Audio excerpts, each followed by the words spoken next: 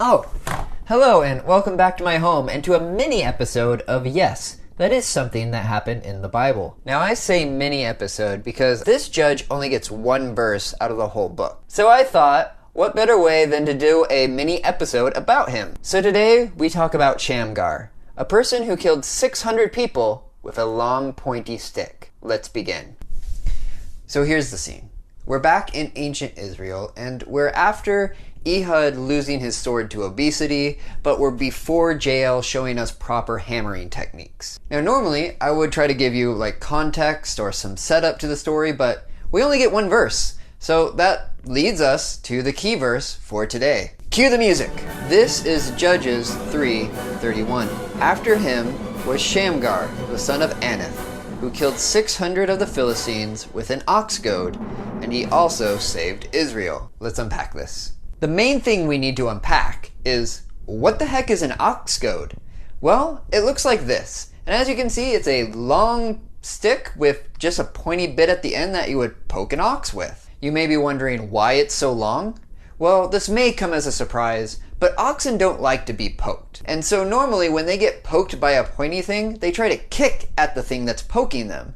So the length helps people stay out of melee range. And that made me wonder, like, how did they figure out, like, how long the sticks should be? Like, were there two ancient people in whatever the equivalent of a lab coat was being like, okay, Jerry, now just go ahead and poke the ox in the butt. Don't worry. We made sure that it's safe. Well, I think we do need to extend the pole. Can we get somebody in here to clean that up? One of the other reasons why this is important, the fact that it's an ox goad, it's not a weapon. It's a tool that farmers use. You see, when another nation would come in and conquer somebody, one of the main tactics they would use back then was just to remove all the weapons that they had. That way it makes it harder for them to rebel against you. It makes me think of this time that I had a friend in university who was taking this self-defense class. And they were going over all these different techniques and what to do, and it's all based around if somebody was trying to fight you with their bare hands. And so by the end of the class, somebody asked the question, well, what if the person that's attacking me has a knife?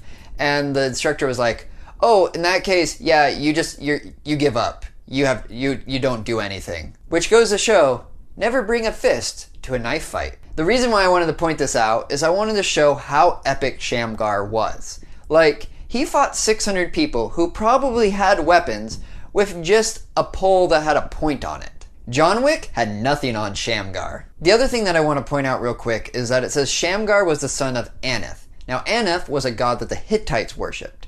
So this seems to imply that Shamgar wasn't Jewish. It also doesn't tell us what Israelite tribe Shamgar was from, which also supports the fact that he wasn't Jewish.